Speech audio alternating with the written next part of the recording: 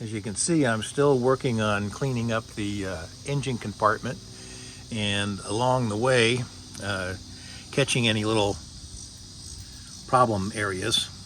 As I was in the front suspension, I noticed that the rubber bump stop at the top of the spring had dislodged, and so that became a project of ordering new ones just in case this one wouldn't go back in correctly.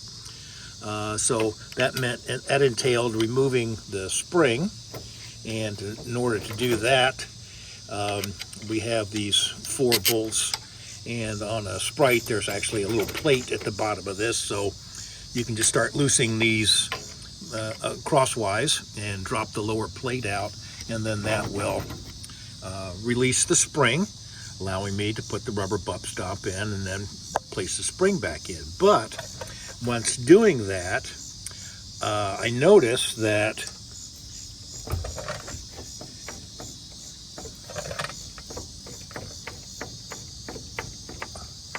we've got some pretty good play in the lower control arm, lower A arm.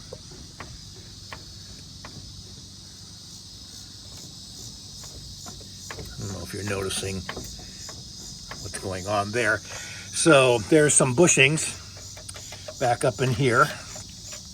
So looks like I'll need to order some new bushings. I'd already ordered the top bushings, so I have those on hand that connect up here to the shock absorber, but I did not order these bushings back there or any that are up here in the front area. So looks like I'll need to probably just end up dismantling this whole piece, which is probably not a bad idea anyway, since I'm was planning on repainting all of this.